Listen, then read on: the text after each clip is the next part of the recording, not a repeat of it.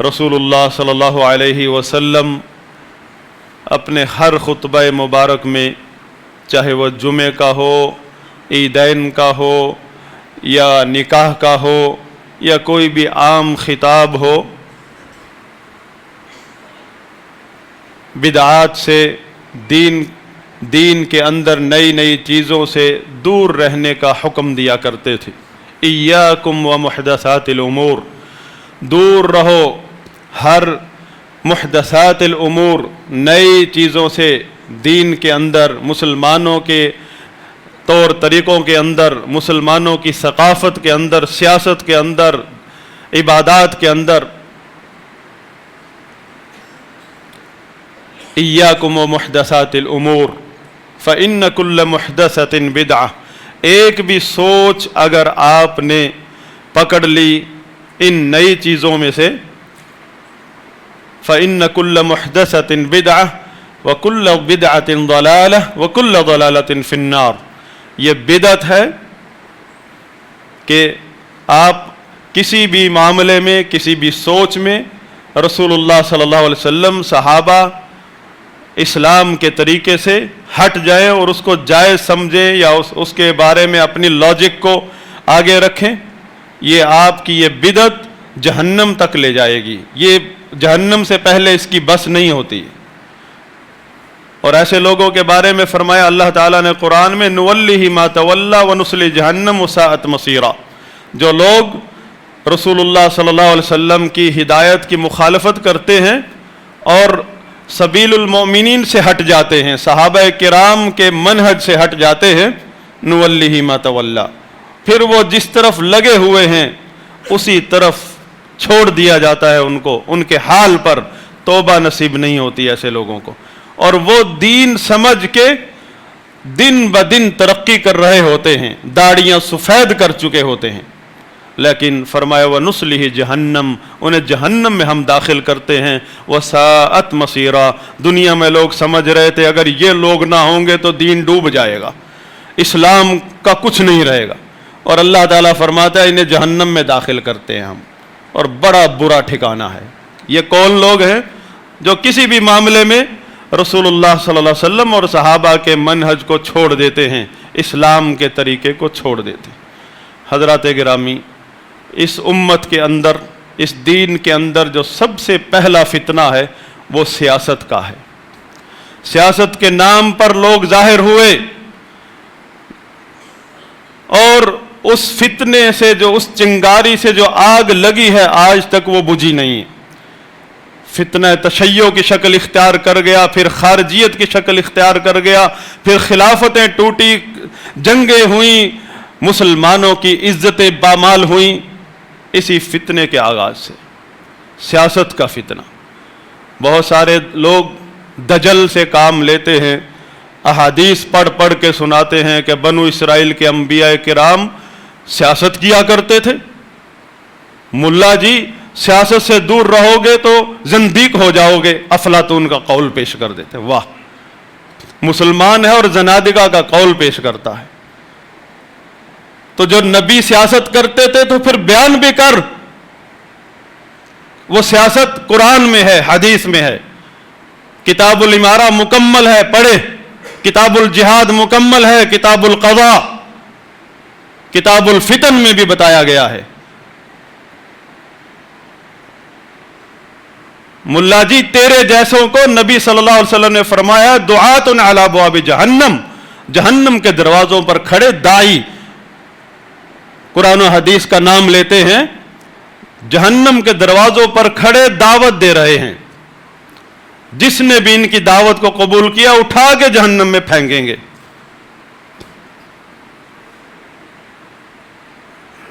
جہاں تک تعلق ہے حکمرانوں کی گمراہی اور فتنے کا، تو نبی صلی اللہ علیہ وسلم نے واضح کر دیا ہے، اس امت کو خبردار کیا ہے کہ تمہارے حکمران کس کس طرح کے آ سکتے ہیں۔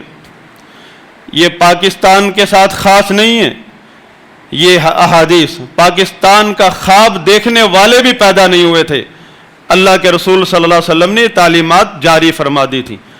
دنیا کے کسی بھی خطے پر مسلمان رہتا ہے اس کے لیے یہ اوڑھنا بچھونا ہے یہ تعلیمات. یہ عرب عجم کی تقسیم نہیں ہے ان تعلیمات میں. جو بھی ایمان لایا ہے وہ ان تعلیمات کو اپنائے گا, اپنا عقیدہ بنائے گا.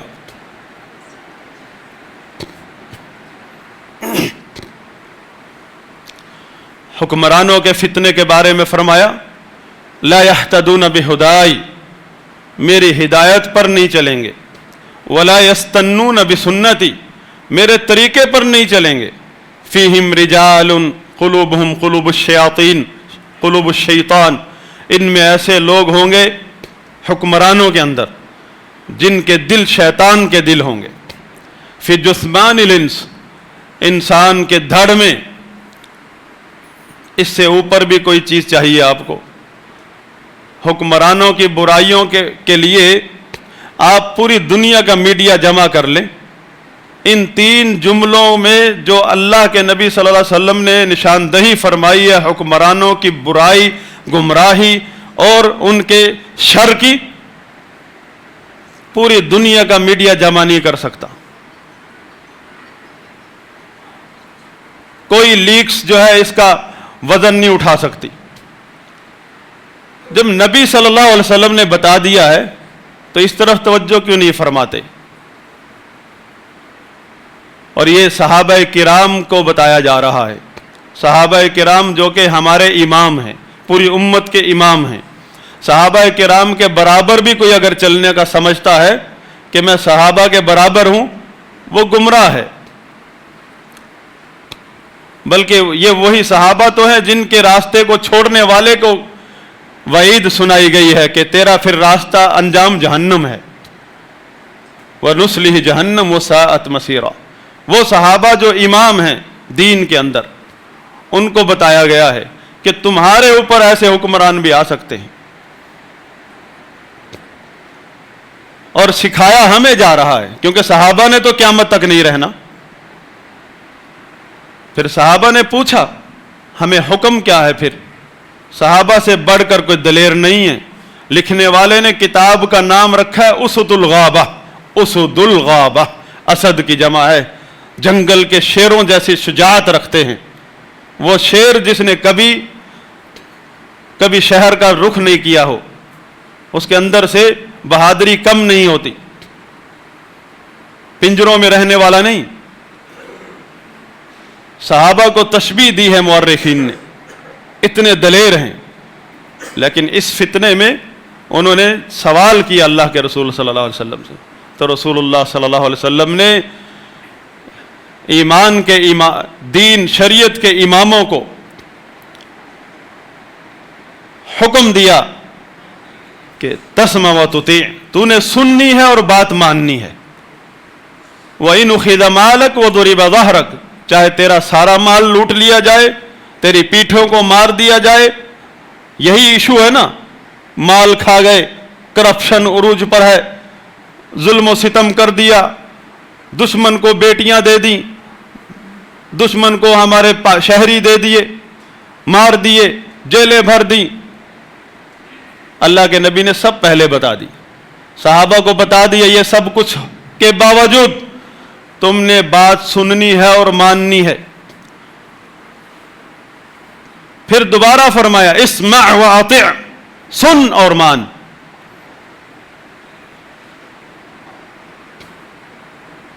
کیوں؟ کیونکہ جو مسلمانوں کا اتحاد ہے اس کی بنیاد حکمران ہے, ریاست ہے, حکمران کی اطاعت ہے. اور اگر یہیں درار پڑ جاتی ہے تو یہ اتحاد ایسا ٹوٹتا ہے کہ دشمن کے لیے بغیر چرواہے کی بھیڑ بکریاں بھی پکڑنا اتنا آسان نہیں جتنا اس قوم کو ذلیل کرنا, فتح کرنا آسان ہو جاتا ہے. اور ریاست کے حقوق ایک شہری پر اس کے مال جان سے بھی بڑھ کر ہوتے ہیں. یہ اسلام کی تعلیمات ہیں. یہ کیا آپ کو اسلام سکھائیں گے جن کے عقیدے میں ہے کہ ریاست کے لیے, ریاست تو طاغوت ہے, ریاست کے لیے جہاد کرنا تو شرک ہے. یہ آپ کو اسلام سکھائیں گے؟ اسلامی تعلیمات کو پس پش ڈال کر جمہوریت डेमोक्रेसी के उसूलों की इस्लामाइजेशन करके खारजियत के मनहज को अपना झंडा बनाकर लोगों को गुमराह कर रहे हैं।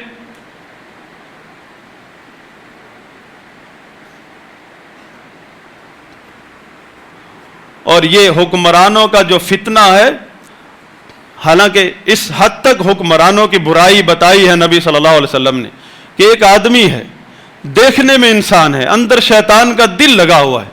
मुझे बताइए आप उससे किस अदल व इंसाफ की तवक्को कर सकते हैं जिसके अंदर शैतान का दिल लगा हो? आप उससे इंसानियत की उम्मीद नहीं लगा सकते, आप इस्लाम शरी अदालतों शरी निज़ाम की उम्मीद लगाएंगे? जिसके सीने में शैतान का दिल लगा हो, यह नहीं कहा कि शैतान सिफत होंगे, बोला शैतान का दिल लगा हुआ फी जुस्मानिल इंस। आप किस हद तक बुराई दिखा सकते हैं हुक्मरानों की? अल्लाह के नबी ने हद बता दी है जिसको कोई क्रॉस नहीं कर सकता। इसके बावजूद मनहज बताया है। सहाबा से ज्यादा कोई अहले ईमान नहीं बन सकता, सहाबा से ज्यादा कोई इस्लाम का ठेकेदार नहीं बन सकता। सहाबा को जब हुक्म हो गया कि तुम सुनो और मानो, एक आपका अमीर है, वो इस हद तक भी गुमराह हो सकता है, शरीर भी हो सकता है, लेकिन जो उसको अल्लाह ने ओहदा दिया है सरबराही का, उसका ये तकाजा है कि आप उसके साथ शरी आदाब को सीखो। किसी सूरत भी आप उसके खिलाफ निकल नहीं सकते। आपका वो अमीर है।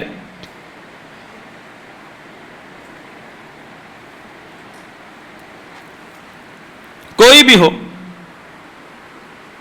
हर दौर में यह अहकामात यही हैं। मुसलमान का यही मनहज है। आज से 5 साल पहले भी यही था, 10 साल पहले भी यही मनहज था, और आने वाले दिनों में भी यही मनहज है शरीयत का। जो इस मनहज को तोड़ते हैं उन्हीं से हिसाब लिया जाएगा, क्योंकि सैयदना हुज़ैफा बिन यमान रज़ियल्लाहु अन्हु ने फरमाया था कि जो लोग अल्लाह के सुल्तान हाकिम वक्त की इहानत और रुसवाई में शरीक होते हैं, अल्लाह ताला उन्हें मरने से पहले रुसवाई दिखाता है, जिल्लत और रुसवाई दिखाता है।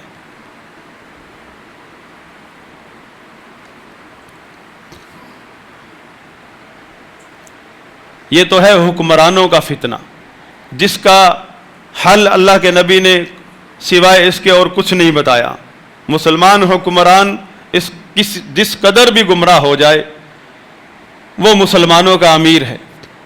और ये जो आज हमारे अंग्रेज़ के दौर से ये जो तंजीम साजी और जमात साजी का सैलाब आया है, इसकी शरीयत में कोई हैसियत नहीं है, बल्कि ये हराम है, बल्कि ये खारजियत का मनहज है जिसे डेमोक्रेसी ने अपनी बगल में छुपा कर रखा हुआ है, ताकि किसी भी मुल्क में फितने के लिए ईंधन तैयार रहे। मुसलमान इस चीज को जानते तक नहीं थे कभी कि हर आदमी 4 बंदे जमा कर ले और एक अमीर बना ले। ये हमेशा तारीख गवाह है मुसलमानों की। ये तर्ज अमल हमेशा से खवारिज, रवाफिज, बातनी फिरकों का रहा है, जो हमेशा इस्लामी रियासतों में साजिशें करते रहे। ये उनका तर्ज अमल है, अपना अमीर मुकर्रर कर लेना, जमात को के लिए दिन रात एक करके मेहनत करना। कि नबी आया है आप में जो आपने जमात को एक ऐसी हैसियत दी हुई है कि इसके अलावा कोई काम नहीं है, कोई अहकामात नहीं है शरीयत के।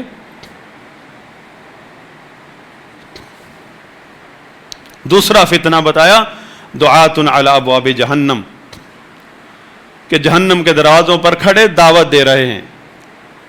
सहाबी ने पूछा सिफ़हुम लना या रसूल अल्लाह, इनकी सिफत ज़रा बताइए हमें अल्लाह के रसूल सल्लल्लाहु अलैहि वसल्लम, औसाफ बताइए। फरमाया हुम मिन जल्दतिना, वो हम में से हैं, यतकल्लमून बिअल्सिनतिना, हमारी ज़ुबान बोलते हैं। तो फरमाया मन अजाबहुम क़ज़फ़ूहु फ़ीहा, جس نے بھی ان کی دعوت کو قبول کیا جہنم میں اٹھا کر پھینک دیں گے۔ تو صحابہ نے پوچھا پھر ان سے بچنے کا حل؟ فرمایا تلزم جماعت المسلمین و امامہم، مسلمانوں کی جماعت کو لازم پکڑ لو اور ان کے حکمران کو۔ مسلمانوں کی جماعت وہ ہے جس کے اوپر حکمران حکومت کر رہا ہے، یعنی پاکستان مسلمانوں کی جماعت ہے، اہل پاکستان جماعت المسلمین ہے۔ اسی طرح دوسرے ممالک، کیونکہ وقت تھوڑا ہے، اس میں جو آپ کو لوگوں نے شبہات میں مبتلا کیا ہوا ہے، ان سارے شبہات کا جواب اللہ کے نبی صلی اللہ علیہ وسلم کی زبان مبارک سے صادر ہوا ہے۔ اس میں کہیں فتوے کی یا الگ سے فتوے کی ضرورت بھی نہیں پڑتی۔ اگر آپ کتاب الامارہ کا مطالعہ کر لیں آپ کو ساری چیز واضح ہو جائے گی۔ اور یہ بخاری شریف کی حدیث ہے، امام ابن حجر اور دیگر ائمہ نے ان داعیوں کے بارے میں نشاندہی فرمائی ہے کہ جن کے بارے میں نبی صلی اللہ علیہ وسلم نے فرمایا جہنم کے دروازے پر کھڑے دعوت دے رہے ہیں، یہ وہ لوگ ہیں جو اسلامی ریاستوں میں کرسی کی دعوت دیتے ہیں، اور ان کو شریعت کی ڈکشنری میں خوارج کہا جاتا ہے۔ آپ انگلش میں جو مرضی کہہ دیں، حزب اختلاف کا نام رکھ لیں، قانون میں حیثیت دے دیں، ڈیموکریسی کا اصول بنا لیں، جو مرضی رکھ لیں، شریعت کے اصول نہیں بدلتے۔ آپ شراب کا جو بھی نام رکھ لیں، شریعت اس کو خمر کہتی ہے۔ آپ چاہے شراب کو کلب کے بجائے کسی خانقاہ میں بیٹھ کے پینے لگ جائے، وہ جگہ مقدس نہیں ہو سکتی، کہ مسجدوں سے مدرسوں سے اگر طالب علم علماء کو اگر اس رستے پر لگا لیا جائے تو یہ رستہ جائز ہو جائے گا، بلکہ سب تباہ ہو جائیں گے۔ سبیل المومنین سے جو بھی ہٹے گا، پھر اللہ کے نبی اللہ تعالیٰ نے خود فرمایا نولیہ ما تولی، اس کو اس کے حال پر چھوڑ دیا جائے گا، انجام جہنم ہے۔ توبہ نصیب نہیں ہوگی، کبھی بھی بات سمجھ نہیں آ سکتی ایسے لوگوں کو۔ حدیث ایک چھوٹی سی حدیث نہیں سمجھ آ سکتی، ہے پھٹکار ہے، کیونکہ انہوں نے اسلام کے نظام کا تو نعرہ مارا ہوا، رٹ لگائی ہوئی ہے، اسلام کے نظام کو نہ خود سمجھتے ہیں نہ کسی کو سمجھا سکتے ہیں۔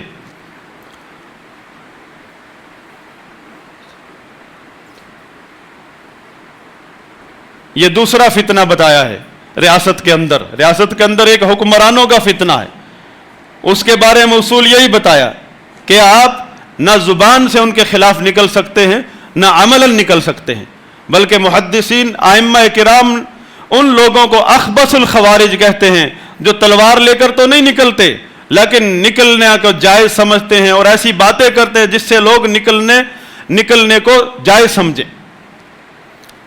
اور ان کا اہل علم کی اصطلاح میں نام ہے القاعدیہ، اخبث الخوارج القاعدیہ، جو لوگ نہ کسی تحریک کا حصہ ہیں، نہ کسی عسکری تحریک نہ کسی سیاسی تحریک کا، لیکن وہ ایسی سوچ رکھتے ہیں، ایسی لاجک رکھتے ہیں، ایسا کانسیپٹ رکھتے ہیں جس سے حکمران کی اطاعت کو کوئی آدمی بھی جائز نہ سمجھتا ہو، بلکہ حکمران کے خلاف نکلنا اچھا سمجھے، اور بلکہ اگر اس کی کرسی کو اٹھا کر زمین پر مار دیا جائے تو بہت ہی خوشی ہوتی ہے۔ اخبث الخوارج، فرمایا خبیث ترین خوارج ہیں یہ لوگ، جنہوں نے کبھی تلوار کا منہ تک نہیں دیکھا۔ ہم لوگ سمجھتے ہیں کہ تلوار اٹھانے والے خوارج ہیں، یہ تو دوسرا درجہ ہے، اور جن کو ہم بہت برا سمجھتے ہیں۔ اور وہ لوگ وہ کوڑا کرکٹ جہاں سے مچھر پیدا ہوتا ہے، یہ اخبث الخوارج ہے۔ مچھر کو تو آپ مار لیتے ہیں، دوائی بھی ہے، سب کچھ ہے، وہ کوڑا کرکٹ پوری مسجد والوں کو نہیں پتا کہ دیوار کے پیچھے کہاں ہے کوڑا کرکٹ۔ مچھر کو تو سب مقابلہ کر رہے ہیں، لیکن جہاں سے یہ مچھر آ رہا ہے محلے میں، گھروں میں، وہ جو کوڑا کرکٹ ہے یہ اخبث الخوارج ہے، خبیث ترین خوارج۔ ائمہ اہل حدیث ائمہ نے علم الجرح و تعدیل کی کتابوں میں لکھا ہے۔ اور جس نے بھی ان داعیوں کی بات کو قبول کیا، اللہ کے نبی صلی اللہ علیہ وسلم کے الفاظ ہیں قذفوہ فیہا، قذف گھسیٹ کے نہیں، چلا کر نہیں، اٹھا کر پھینکیں گے جہنم میں کہ تاکہ ٹائم زیادہ نہ لگے.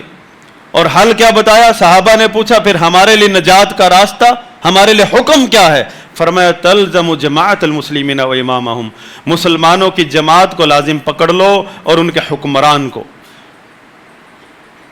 اس کا مطلب قطعاً یہ نہیں کہ آپ حکمران کی سیاست میں شامل ہو جاؤ، یعنی جو حکمران کی بھی تو ایک پارٹی ہو سکتی ہے، وہ بھی تو گمراہ ہو سکتا ہی نہیں جیسا. اس کا قطعاً یہ مطلب نہیں. آپ کو شریعت بتائی جا رہی ہے کہ آپ شریعت پر ثابت قدم رہو، چاہے ڈیموکریسی کا طوفان آئے ڈیموکریسی کے نام سے، یا خارجیت کا طوفان آئے، نہ آپ کی ریاست کا کچھ بگاڑ سکتا ہے کوئی فتنہ، نہ آپ کے اتحاد کا کچھ بگاڑ سکتا ہے کوئی، اگر ہم شریعت کے اصولوں کو لازم پکڑ لیں. تلزم جماعت المسلمین و امامہم، مسلمانوں کی جماعت یعنی مسلمانوں کا جو اتحاد حکمران کی اطاعت پر ایک ریاست کی شکل میں ہوتا ہے، اس ریاست کا ایک عام شہری بن کے زندگی بسر کرو. یہ شہری کیسے بنے گا؟ یہ عام جہاں جس ادارے میں جاتا ہے، دینی ادارے میں جاتا تو وہ خلیفہ سے کم اس کو سوچ نہیں دیتا، تو خلیفہ ہے، تو نے خلیفہ بننا ہے. کسی دوسرے ادارے میں جائے وہ اس کو قائد اعظم کی سیٹ پر بٹھاتا ہے، تو قائد اعظم ہے، تو نیا بانی ہے اس ملک کا. عام شہری کی کوئی تعلیم نہیں ہے. یہ نبی صلی اللہ علیہ وسلم نے تعلیم دی ہے کہ آپ چاہے وقت کے بہت بڑے امام محدث ہیں، بہت بڑے جرنیل ہیں، ریٹائرڈ ہو چکے ہیں، آپ ایک عام شہری بن کی زندگی بسر کریں گے تو آپ آپ نے بڑا احسان کیا مسلمانوں پر، مسلمانوں کی جماعت پر احسان کیا، اس ریاست پر بڑا احسان کیا. صحابی نے دوسرا سوال کر لیا، فَإِن لَمْ تَكُن لَهُمْ جَمَاعَةٌ وَلَا امام، ایسا بھی ہو سکتا ہے کہ ہم کسی ایسے خطے میں ہوں جو نہ مسلمانوں کی ریاست ہے، نہ وہاں مسلمان حکمران ہے. اس کی قدر تو ان لوگوں سے پوچھئے جو کسی ایسی ریاست میں رہتے ہیں جہاں نہ اس ریاست کو اسلامک اسٹیٹ کہا جا سکتا ہے، نہ وہاں کوئی مسلمان حکمران بن سکتا ہے. ان کے لیے پھر فرمایا فَاعْتَزِلْ تِلْكَ الْفِرَقَ كُلَّهَا، ان کو بھی یہ فرمایا وہاں بھی تمہیں یہ مل جائیں گے دعاتٌ علی ابواب جہنم، یہ وہاں بھی پہنچیں گے کہ جو ریاست خلافت سیاست کے نام پر تمہیں ابھاریں گے، ان سب سے الگ تھلگ ہو کر تم جو ہے فَاعْتَزِلْ تِلْكَ الْفِرَقَ، ان سب گروہوں سے، فرقوں سے، جماعتوں سے الگ تھلگ ہو جاؤ. وَلَوْ أَن تَعَضَّ بِأَصْلِ الشَّجَرَةِ، اور اگرچہ تمہیں درخت کی جڑ کو داڑوں سے چبا کر زندگی بسر کرنا پڑے، یعنی اس قدر محتاط ہو کر، یہ تمہارے لیے بہتر ہے. حَتَّى يُدْرِكَكَ الْمَوْتِ، بندے کا لوگ کہتے ہیں کب تک صبر کریں گے؟ نبی صلی اللہ علیہ وسلم نے فرمایا جب حتیٰ کہ تمہیں موت آ جائے. یہ تمہارا ٹھیکہ نہیں ہے کہ انقلاب آئے گا، حالات بدلیں گے، یہ اللہ تعالیٰ نے بتا دیا وَتِلْكَ الْأَيَّامُ نُدَاوِلُهَا بَيْنَ النَّاسِ، یہ دن ہم پھیرتے ہیں لوگوں کے بیچ میں، کبھی کسی قوم کا غلبہ، کبھی کوئی قوم نیچے، کبھی کوئی اوپر. یہ اللہ کی ربوبیت ہے، یہ آپ کا میرا کام نہیں ہے. یہ انقلابی دعوتیں یہ یہود و نصارہ سے آئی ہیں جن کی اسلامائزیشن کر دی گئی ہے. اسلام سے ان کا کوئی تعلق نہیں، نہ کسی انقلابی دعوت کا تعلق ہے، نہ کسی تحریک آزادی کا اسلام سے تعلق ہے، نہ اس قسم کا کوئی جہاد موجود ہے شریعت میں. لیکن شرعی احکامات ایسی برکت رکھتے ہیں کہ آپ اگر دو پتھروں کے بیچ میں بھی پس رہے ہوں، اگر وہاں بھی آپ شرعی اصولوں کو لازم پکڑ لیں تو اللہ تعالیٰ غلبہ آپ کو ہی دے گا. اللہ سے دعا ہے کہ اللہ تعالیٰ ہمیں ہر قسم کے فتنے سے محفوظ رکھے. اس بارے میں بار بار میں گزارش کرتا ہوں، مسلم شریف میں کتاب الامارہ ہے، بخاری شریف میں کتاب الفتن ہے، اس کے بعد کتاب الاحکام ہے، مشکات شریف کی کتاب الفتن ہے. یہ آپ پڑھیں اور اپنے مسجد کے حضرت جی کو پابند کریں کہ مجھے سمجھائیے جی، یہ اللہ کے نبی کے فرامین ہیں جو سیاست کے بارے میں، جو آپ سیاست کے رٹ لگاتے ہیں، یہ کتاب بھی کبھی کھول کر پڑھائیے. امیر اور جماعت اور جہاد کے بارے میں جو شریعت ہے وہ بھی بتائیے، اور یہ جو حکمران ہمارے اس وقت موجود ہیں، جو پہلے تھے، جو بعد میں آنے کا سوچ رہے ہیں، ان کی بھی تصویریں موجود ہیں کتاب میں، ان کو بھی بتائیے۔ کوئی ایسا فتنہ نہیں ہے جس کا ذکر اللہ کے نبی صلی اللہ علیہ وسلم نے نہ کیا ہو اور وہ حدیث کی کتابوں میں موجود نہ ہو۔ پھر کہتے ہیں ڈیموکریسی نے ایسا جائز کر دیا، ہم کر سکتے ہیں۔ ڈیموکریسی پر ایمان ہے یا شریعت پر ایمان ہے؟ یہ باتیں وہ کر رہے ہیں جو افتاء کی مسند پر بیٹھے ہیں، فتوے کی مسند پر، کہتے ہیں ڈیموکریسی نے ہمارے لیے سب کچھ جائز کر دیا۔ اور ڈیموکریسی، یہاں تو آپ کو شراب کا بھی لائسنس مل جائے گا، اس کا بھی فتویٰ دے دیجئے۔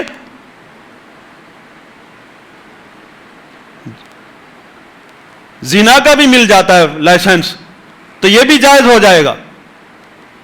اللہ کے نبی صلی اللہ علیہ وسلم نے اصول دے دیا ہے، لا طاعۃ لمخلوق فی معصیۃ الخالق، خلیفہ وقت ہی کیوں نہ ہو، اگر غلط بات کو قانون بنا دے گا یا حکم دے گا، اس بات میں اس کی قطعاً اطاعت نہیں ہوگی۔ اللہم اعز الاسلام والمسلمین واذل الشرک والمشرکین ودمر اعداءک اعداء الدین، اللہم آتنا فی الدنیا حسنہ وفی الآخرۃ حسنہ وقنا عذاب النار۔